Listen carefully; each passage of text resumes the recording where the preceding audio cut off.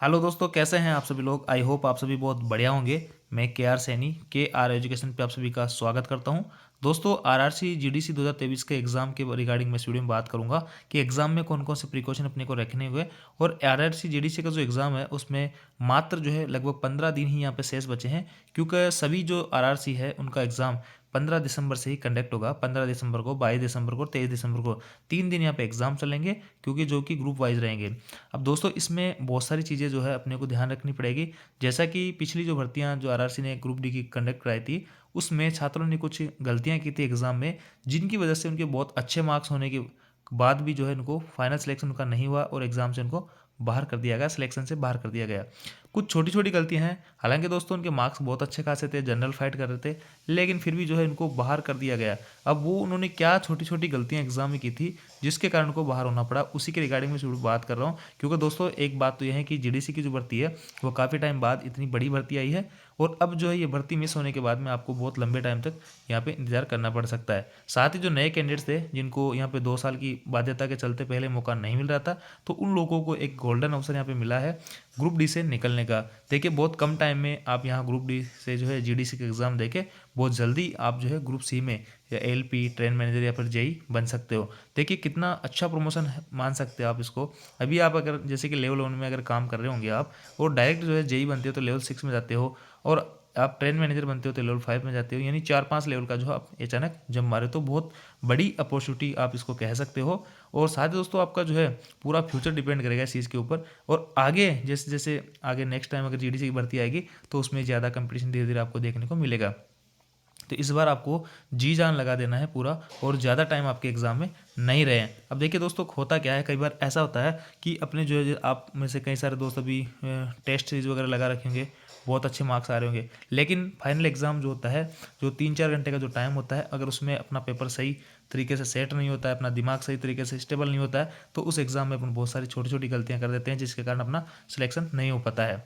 जैसा कि दोस्तों आपने यहाँ पे क्रिकेट वर्ल्ड कप के अंदर भी देखा होगा कि इंडिया ने जो है शुरुआती 10 के 10 मैच यहाँ पे जीते हैं, लेकिन फाइनल में जो कि पूरा वर्ल्ड कप का जो निचोड़ था उस मैच में, जो कि रिजल्ट मान सकते हो उस चीज़ को, उसमें वो जो है इंडिया हार गई और ऑस्ट्रेलिया वहाँ पे चैंपियन बनी। ऐसा ही जो है जनरली अपने कई सारे साथियों के साथ में अपने साथ में होता है, तो इन चीज़ों को आपको दूर रखना है। और देखो, 2-3 चीज़ें मैं आपको बताता हूँ जो आपको एग्जाम में गलती नहीं करनी है। एक तो आप सभी लोगों को पता है कि आपके जो सिग्नेचर होते हैं वो कैपिटल लेटर में किसी को भी नहीं करना है।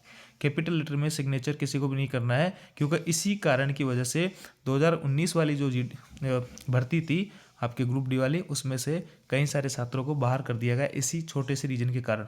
दूसरा, एक आपको जो कोलेक्टर आएगा आपका, तो कोलेक्टर में एक पैराग्राफ होता है जो आपको लिखना होता है एग्ज़ाम के अंदर, जो एग्जामिनर होता है उसके सामने लिखना होता है। तो वहाँ पे होता क्या दोस्तों, उसको आपको रनिंग में ही, जो रनिंग लेटर है उसमें ही लिखना है, कैपिटल लेटर में उसको नहीं लिखना है। कैपिटल लेटर में अगर आप लिखोगे तो आपको जो फाइनल सिलेक्शन होने के बाद भी बाहर कर दिया जाएगा। ऐसा किया भी गया है, और इसके ऊपर मैंने वीडियो भी ऑलरेडी बना रखा है, जो कि एक लिस्ट आई थी जिसमें कई सारे कारण थे छोटे मोटे जिनकी वजह से कैंडिडेट्स को फाइनल सिलेक्शन होने के बाद भी बाहर कर दिया गया था। जिनमें से एक मेन रीज़न कारण ये था कि जो कोलेक्टर में अपने को पैराग्राफ लिखना होता है वो उन्होंने रनिंग में ना लिख के कैपिटल लेटर में लिख दिया था, और कई जगह कोई दोस्तों ने कैपिटल लेटर में सिग्नेचर कर दिए थे, वो एक गलती थी। और कुछ ने जो है डेट ऑफ बर्थ वगैरह गलत डाल दी थी फॉर्म में, तो हालांकि फॉर्म वगैरह तो फिलअप हो ही चुके हैं। और दोस्तों देखिए, ऐसा जो है इसी बार हुआ है। पिछली जो आपकी भर्तियां थी उनमें यहाँ छोटी छोटी जो गलतियां होती है, जैसे कि सिग्नेचर मिस्टेक हो गई, या फिर जो है आपने रनिंग की जगह कैपिटल लेटर में लिख दिया, तो इनके लिए एफिडेविट वगैरह लग जाया करते थे, लेकिन इस बार जो है छात्रों को बाहर कर दिया गया। तो ऐसा किसी भाई के साथ में ना हो, पूरी मेहनत जो है यहाँ पे बेकार हो जाएगी। तो ये चीज़ें छोटी छोटी आपको ध्यान रखना होगा। साथ ही दोस्तों यहाँ पे नॉर्मलाइजेशन का प्रोसीजर रहेगा, जो कि ओनली आपको लोको पायलट की, या फिर जो है जैसे कि जिसमें बहुत ज़्यादा शिफ्ट होगी, जिस भी एग्ज़ाम की शिफ्टें ज़्यादा होगी एक से ज़्यादा, उनमें नॉर्मलाइजेशन होगा।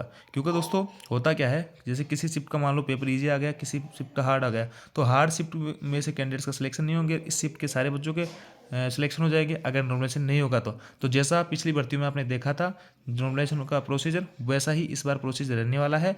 तो नॉर्मलाइजेशन भी इस बार होगा, और साथ ही जो है माइनस मार्किंग आपकी 1/3 की माइनस मार्किंग रहेगी, तो इसका भी विशेष तौर से ध्यान रखना है, ज़्यादा आपको गलत नहीं करना है।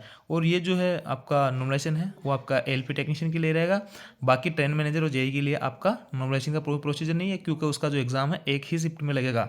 इसके बाद में दोस्तों आपको बात करूँगा कि नॉर्मलाइजेशन के होता क्या है, नॉर्मलाइजेशन में अच्छा स्कोर कौन कर पाता है। देखिए, जो बंदा जिसकी एक्यूरेसी ज़्यादा अच्छी होती है उसके नॉर्मलाइजेशन में मार्क्स ज़्यादा बढ़ते हैं, ऐसा जनरली देखा गया है। बाकी इसका फंडा जो है, इसका क्या कैलकुलेशन है, वो अभी लेटर जारी हुआ था उसमें बता रखा है, तो वो अपने को ज़्यादा समझने की ज़रूरत नहीं है। लेकिन आपको कोशिश ये करनी है कि आपकी एक्यूरेसी अच्छी से अच्छी रही, ज़्यादा क्वेश्चन आपको यहाँ पे गलत नहीं करना है। तो ये भी आपको एक चीज़ ध्यान रखनी है। और बी केयरफुल, मतलब आपको बिल्कुल केयरफुल रहना दोस्तों, ऐसा मौका बार बार नहीं मिलेगा। मैं आपको फिर से कह रहा हूँ कि जीडीसी का एग्ज़ाम जो है इतना जल्दी जल्दी कंडक्ट नहीं होता है और इतनी बड़ी भर्तियाँ नहीं आती है।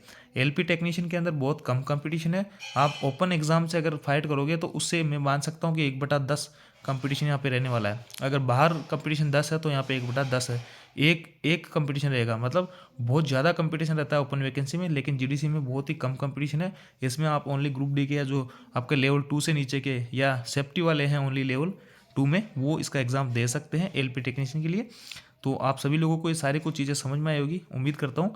तो मेरा ये वीडियो बनाने का मकसद यही था कि कोई भाई जो है छोटी सी गलती के कारण यहाँ पे एग्ज़ाम से बाहर ना हो, उसकी मेहनत पे पानी ना फिरे। आप सभी लोग जो है अच्छे से तैयारी कीजिए। मेरी तरफ से आप सभी लोगों को ऑल द बेस्ट है, बेस्ट विशेज़ है। बाकी किसी भी टाइप का अगर कोई यहाँ पे नोटिस वगैरह आता है जीडीसी के रिगार्डिंग, तो मैं आप सभी लोगों के साथ में ज़रूर साझा करूँगा। और ऐसे भी आपको, जैसे कि एग्ज़ाम आपका 15 दिसंबर को है, तो 12-13 दिसंबर के करीब जो है एक नोटिस वायरल होगा, नोटिस आउट होगा सभी आरआरसी से।